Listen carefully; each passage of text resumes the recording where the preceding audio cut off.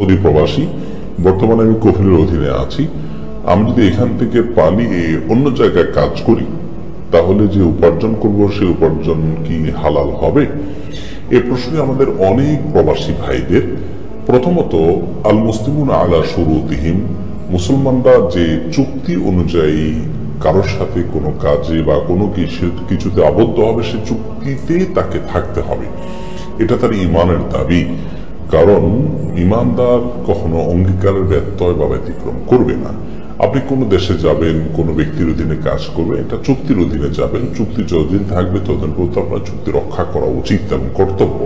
চুক্তি ভঙ্গ করে আপনার ব্যক্তিগত সুবিধার জন্য আপনি অন্য কোথাও চলে গেলেন, অন্য কোনো কাজ করলেন, সেটি অনুত্তম কাজ এবং তাকওয়ার খেলাফ কাজ। সন্দেহাতীতভাবে কোনো কোনো ক্ষেত্রে যার সঙ্গে চুক্তি হয়েছে তিনি নিজেই চুক্তি ভঙ্গ করেছেন এবং তিনি নিজেই অন্যায় করছেন, তাহলে সেক্ষেত্রে আপনি তার থেকে সরে গেলে আপনি গুনাহগার হবেন না।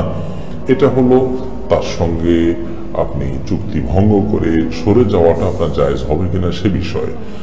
উপার্জনের বিষয়টা যদি আমরা আসি, তাহলে সেক্ষেত্রে উপার্জন হালাল হওয়াটা নির্ভর করে আপনি কিভাবে উপার্জন করছেন তার উপরে।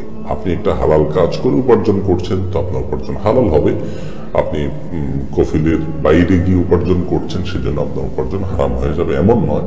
আবার কফিলের অধীনে থেকে কেউ যদি এমন কোনো কাজ করে যে কাজটা হারাম কাজ, কফিল তাকে সেই কাজ করাচ্ছেন কথার কথা, তাহলে সেটি তার জন্য হালাল নয়, সে উপার্জন তার জন্য হালাল নয়। তাহলে আপনি কি কাজ করছেন, এটা হলো এক্ষেত্রে দেখার বিষয়। তার উপর নির্ভর করবে আপনার উপার্জনটি হালাল হওয়া বা না হওয়া। তাহলে খোলাসা কথা হলো, পালিয়ে যদি কাজ করেন তাহলে আপনার উপার্জন হারাম হয়ে যাবে না, যদি উপার্জনটা হালাল পন্থায় হয়ে থাকে এবং হালাল কাজ করে হয়ে থাকে। তবে পালানোটা আপনার জন্য অবশ্যই একজন ইমানদার হিসেবে নাজায়েজ কাজ, অন্যায় কাজ। যদি আপনি একটু নিজের স্বার্থের কারণে একটু বেশি ভালো পাওয়ার জন্য আপনি করেন, আর যদি যেমনটা আগে বলেছি যে আপনার কফিল বা আপনার মালিক তিনি নিজেই চুক্তি লঙ্ঘন করেছেন এবং জুলুম করছেন, সেখান থেকে বাঁচানোর জন্য আপনি সরতে বাধ্য হয়েছেন, কারণ এই মুহূর্তে আপনি চাইলে দেশে আসারও সুযোগ নেই, তাহলে সেটি সম্পূর্ণ ভিন্ন কথা। তবে যে দেশে আছেন সে দেশের আইন, নিয়ম, শৃঙ্খলা শরীরের সাথে কন্ট্রাডিক্টরি না হলে সেগুলো মেনে চলা আমাদের দায়িত্ব।